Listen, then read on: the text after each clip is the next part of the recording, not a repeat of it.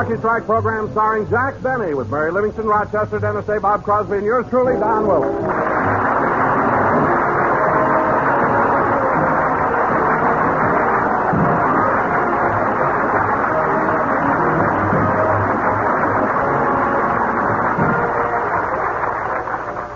Ladies and gentlemen, tonight Jack Benny does another television show. But meanwhile, let's go back to yesterday morning at Jack's house in Beverly Hills. Rochester is just entering the kitchen to prepare Jack's breakfast. Oh, gee, I'm still sleepy. I better get Mr. Benny's breakfast started. The first thing to do is light the gas. Well, now that the room is lit up, I better turn on the stove. I've got his orange juice in the refrigerator and the coffee is on. What else should I make the boss? Oh, yes, last night he told me that for breakfast he wanted dollar-sized pancakes. I don't mind making the pancakes, but it's so much trouble putting E pluribus unum on them. Well, the griddle's hot, so I'll pour on the batter. Now, I forgot to take the cover off of Polly's cage. Good morning, Polly. Do you feel better today?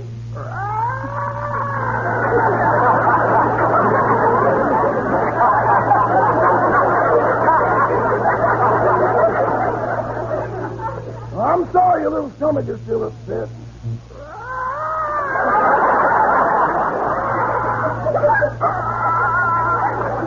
Say, the boss's dollar-sized pancakes are just about ready. Hold still, Polly. Lift your head up. Look proud. Remember, you're posing for the eagle on them.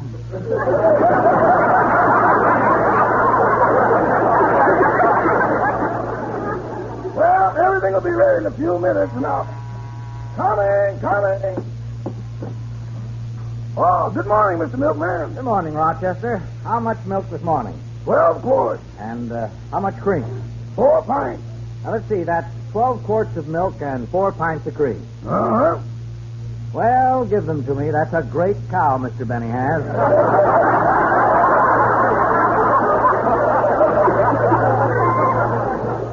It sure is. Wait a minute, I'll get the stuff out of the refrigerator for you. You know, Rochester, it's against the city ordinance to keep a cow in Beverly Hills. Uh-huh. Well, how does Mr. Benny get away with it? He painted stripes on it and told everybody it was a pet zebra. Well, here you are. See you tomorrow. Now, let's see. I better carry Mr. Benny's breakfast up to him. Have I got everything on the tray? I wonder if I should bring him the morning paper or not. I better take a look at it first. Yep, I can take it to him. The stock market is up again. I'll never forget that day the market crashed in 1929. Mr. Benny cut his throat. But luckily the iodine he swallowed cured him. That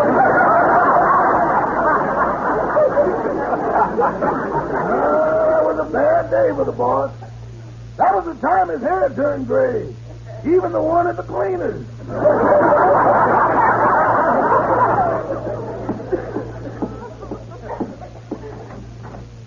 Good morning, Rochester. Boss, you're up and dressed already. Yep, I got up a little early this morning. Well, here's your breakfast.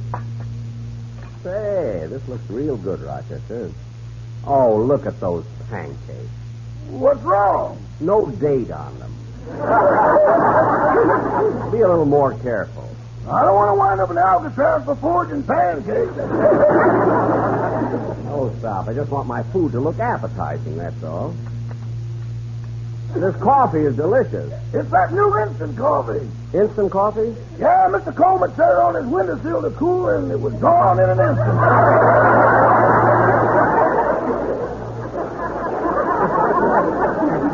Rochester, you shouldn't have done that.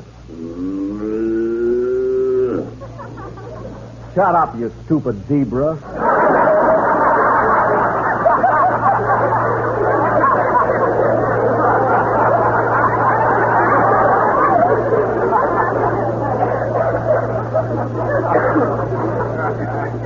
What does she want to do, get kicked out of Beverly Hills? You know, Rochester, sometimes I think that Want me to answer the door, Mr. Benny? No, you take the dishes back to the kitchen. I'll go to the door. When I'm worried and I can't sleep, I count my money instead of sheep. And I fall asleep counting my money. Dum-dum-dee-dum-da-dee. Good afternoon, Mr. Benny. Why, Professor LeBlanc? I didn't expect you. I didn't know I was supposed to take a violin lesson today. You are not. I came over to talk to you. Certainly, Professor. What is it? Mr. Benny, I have a chance to play first violin for the Los Angeles Philharmonic Orchestra. Oh, that's wonderful, Professor. Is there anything I can do to help? Yes. Don't tell anyone I ever gave you violin lessons.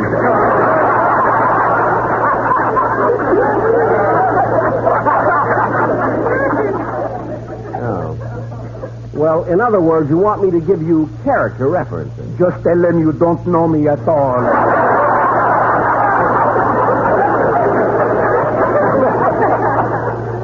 But, Professor LeBlanc, a word from me might be very helpful. After all, I am a big star. Mr. Benny, in comedy circles, you are considered one of the biggest laugh-getters in the country. Unfortunately, you are considered the same in music circles.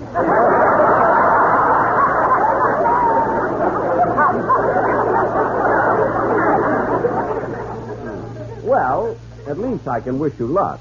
Thank you, Mr. Benny. When will you give me my next lesson? I am giving you no more violin lessons. We are through. Finished. Well, Professor LeBlanc, I guess this is goodbye. Huh? Oui, Mr. Benny. Au revoir. Oh, just a second, Professor.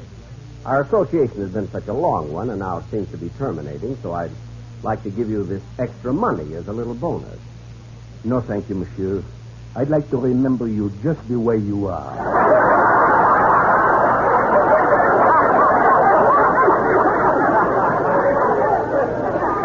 Well, you talked me into it. Goodbye, Professor. Goodbye, Mr. Benny.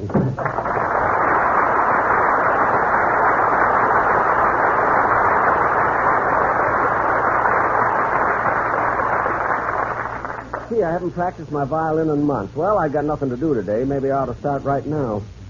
Oh, Rochester. Yes, sir?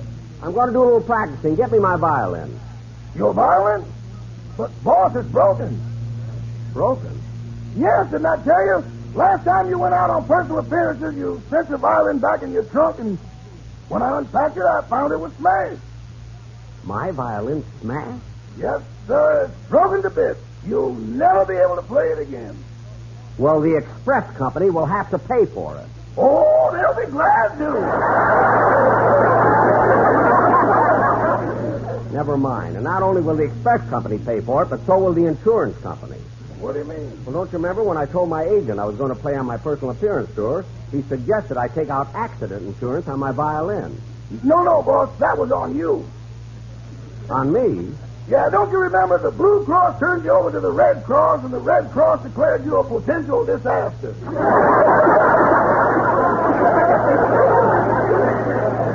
Well, look, send it out to be fixed right away. I want to get... Oh, hello, Don. Hello, Jack. Hello, fellas. Oh, for heaven's sake. Jack, the sportsman's going to be busy the rest of the week, so can you listen to the commercial now? Oh, sure, Don, sure. Come on in the den. Would you like a cup of coffee? How about you, fellas? Oh, they haven't much time, Jack, so we'll have to get right into the commercial, and I'm in a hurry, too. Well, how come? I've got to go to the doctor and have some x-rays taken. X-rays? What's the matter? Well, you see, coming over here just now, when I crossed Sunset Boulevard, the traffic was very heavy, and I think I swallowed an MG.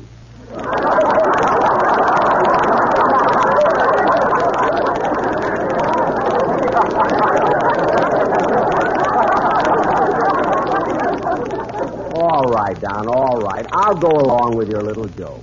You can go to the doctor and have your x-ray. I'm sure if you swallowed an MG, it must be causing you quite a bit of pain. Oh, that's not what's worrying me, Jack. What? I want to find out if there was anyone in it. Well, Don, that's as far as I can go with your little fat whimsy. So let's hear the song instead. Okay, fellas, here it is.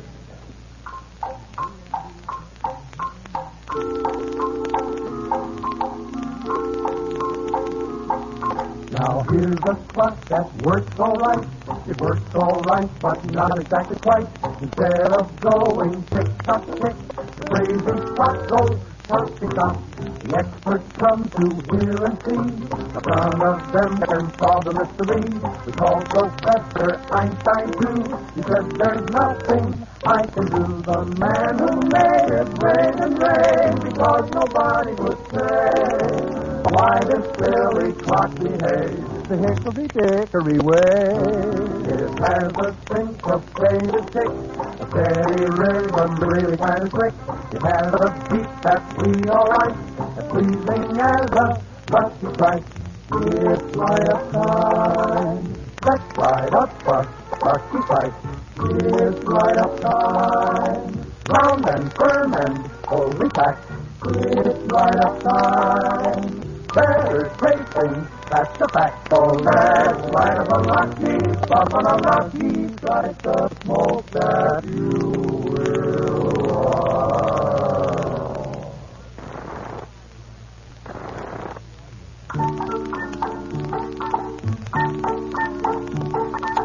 For the taste that you will like, come right up a good or lucky strike. If we just could find a rhyme, you know we'd say it's right up time. LSLSMFT, that's a cigarette for you and me. Round and firm and slowly packed. You know it's toasted, that's a fact. Right up a lucky.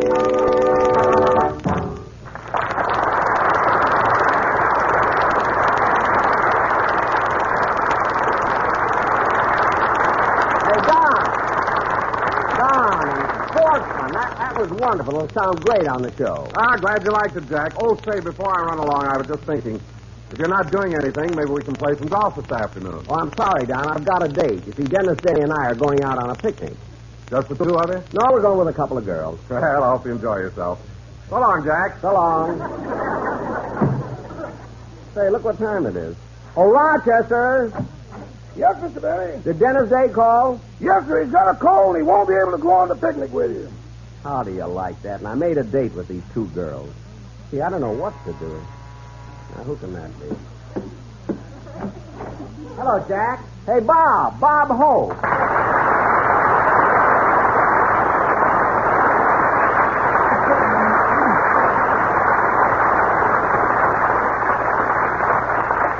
Well, it's good to see you, Bob. Come on in. Okay, but tell me when 12 minutes are up, I only put a penny in your parking meter.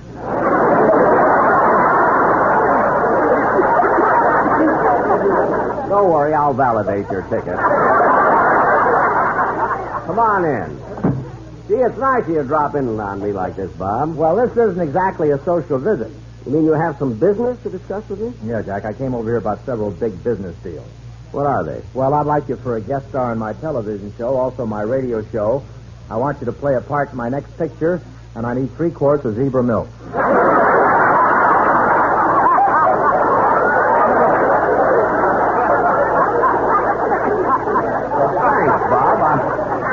I appreciate your thinking of me. So you want me to do a picture with you, eh? Yeah, Jack, and it's going to be a very exciting one. You and I play the part of 2 oil prospectors down in Texas. Say, that sounds good. Tell me something, Bob. Are the people down there really as rich as we keep hearing about? Oh, they sure are. In fact, Texas is the only place in the world where they send care packages to Beverly Hills.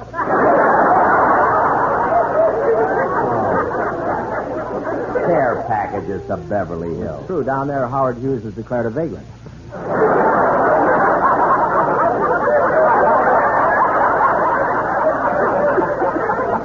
By the way, Bob, I meant to tell you, I read your book, your new book, Have Tucks Will Travel. I read Lower. that. Say, that's $3.50 for the cloth cover and $1 for the paper cover.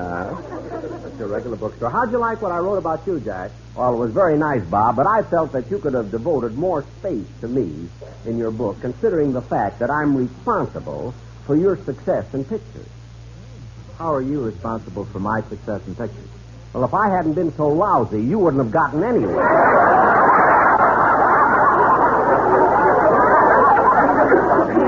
I feel better. No, but I want to tell you, you shouldn't talk that way about yourself, Jack. I think you're great in pictures. In fact, I think you're great in everything you do. Really, Bob? Yes, and that's not just my opinion. It's also the opinion of your writers who wrote this script. Hey,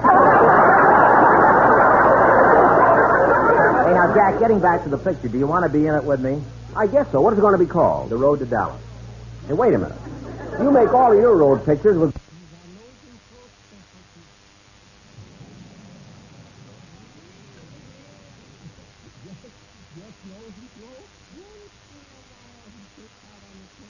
But Bing Crosby, how come he's not going to be in this one? Well, as I told you, it's going to be made in Texas, and Bing is a little sensitive about Texas since they turned him down. Turn him down for what? He wanted to buy it.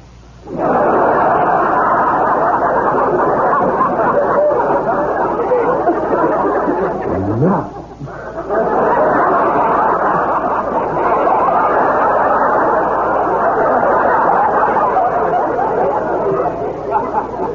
Bob, look at it. I know that Bing is loaded. I mean, he's got a lot of dough. How could any one man buy the state of Texas? Gary's working now. Oh, yes, I forgot. Okay, Bob, it's a deal. Good. Well, I guess I'll be running along. So long, Bob. It was nice. Hey, wait a minute. Bob, you can do me a big favor if you're not doing anything this afternoon. Not doing anything. I have a radio rehearsal. I have a script conference for my TV show. I have to go to a bookstore and autograph copies of Half Tucks Will Travel. I have to be interviewed for a fan magazine. I have costumes fitting for my picture. Oh, it's a shame you're so busy, Bob. You see, I have a date with two girls. Where do we pick them up?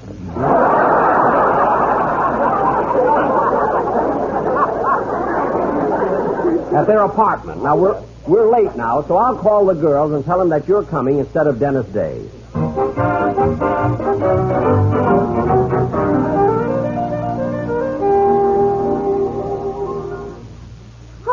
On the phone, Mabel, with Mr. Benny Gertrude. He says Dennis Day can't come with us on the picnic. That's too bad. So he's bringing BobHope instead. That's even worse.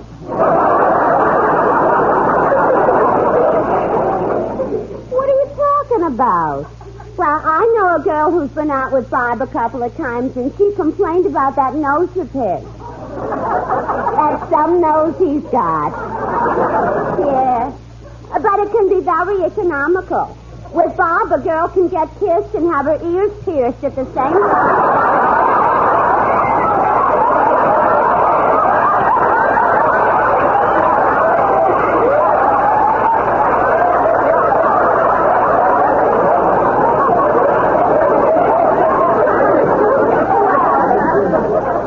Well, I'd still rather kiss Bob than Jack. I kissed him once and it was awful.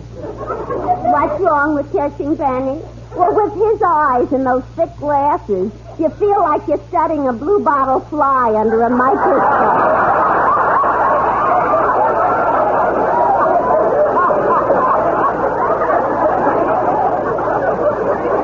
You know something, you're right. I'm kind of excited about this date. How do I look? Okay. Are the seams in my stocking straight? This one is. And this one is, but this one isn't.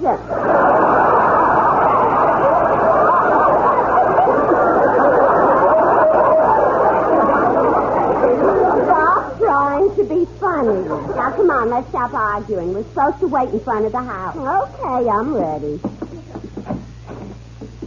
See, we got a real nice day for the picnic. Oh, I gotta go back in. Why? I forgot the opener for the canned beer. Don't bother. With Hope's nose, we won't need one.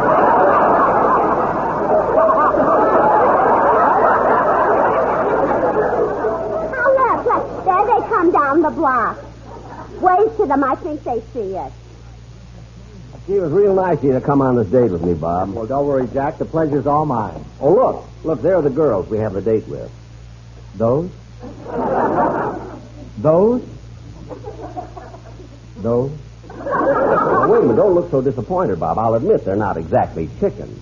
Oh, I don't know. The tall one has feathers growing out of her neck.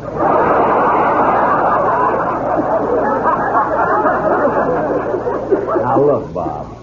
Jack, are you sure we're taking those two on a picnic? Yes, why? They look more like something you'd find at a picnic. Yes, Bob, please act nice. Come on, I'll introduce you. Hello, Mabel. Hello, Gertrude. Hello, Jack. I'd like you to meet a friend of mine. This is BobHope. Hello, Bob. Hello, Bob. Hello, girls.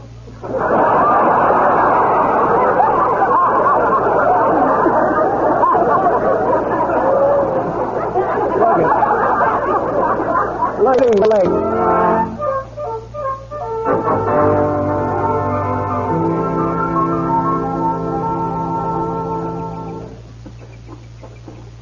Hey, let's rest. I'm getting tired. Okay. There's a couple of nice places where we can eat our food. Here under this tree or by that little stream. Well, let's eat here under the tree, fellas. It's safer. What do you mean it's safer, Mabel? Well, in case something starts chasing us, we can climb the tree. What's going to chase us? Don't look at me.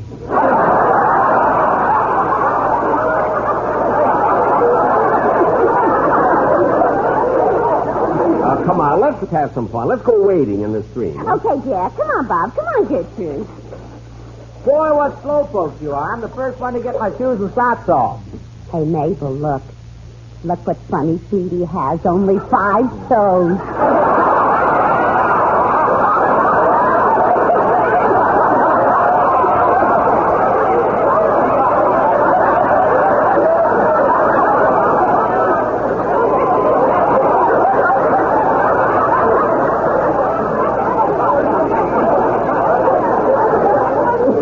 Come on, let's get in the water.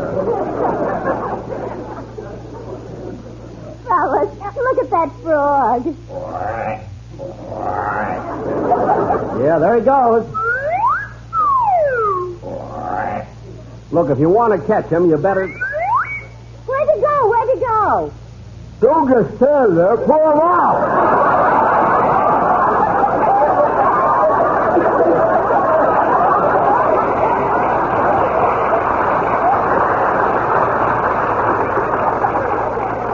Gee, that's a big frog. It used to be a cow.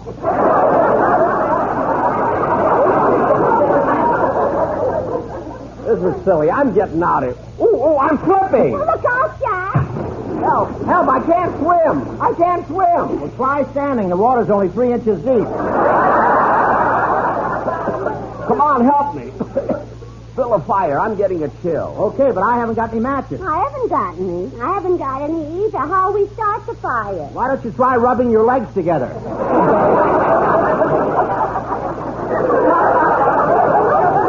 Why don't you forget you're a comedian? Everybody else has.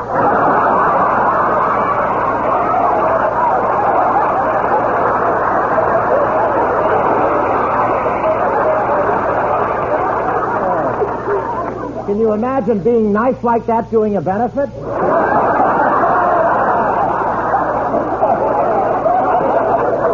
knew I should have never come over to this network without taking shots. You'll break all 3 of your legs. Look, kid. That's all I have. Go on. Look, kid. I have my cigarette lighter here. I'll start the fire. Ah, that's better. Come on, let's see. We can start with sandwiches while the wieners are roasting. Oh, gee, this beer is good and cold. You see, Mabel, I told you we didn't need a can opener.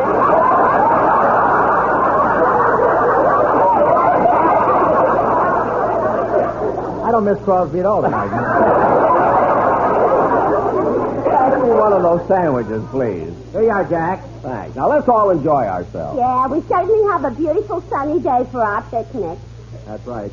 Hey, you know, Jack, it's funny. What is? Well, here we are, 2 comedians. Between us, we must have told millions of jokes about how it rains in California when it really doesn't. Yeah, but our listeners know that it's all in fun. Sure, anyone who's ever been here knows it never rains in California.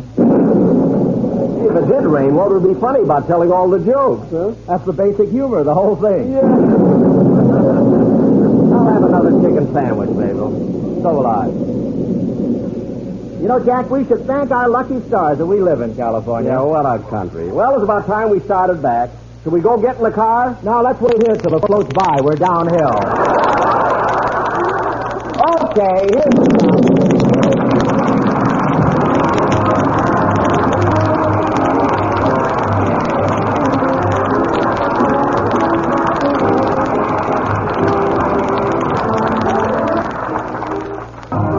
Ladies and gentlemen, I was going to tell you about my television show, but we're a little late, so tune in and watch it. Good night, Bob. Good night, folks.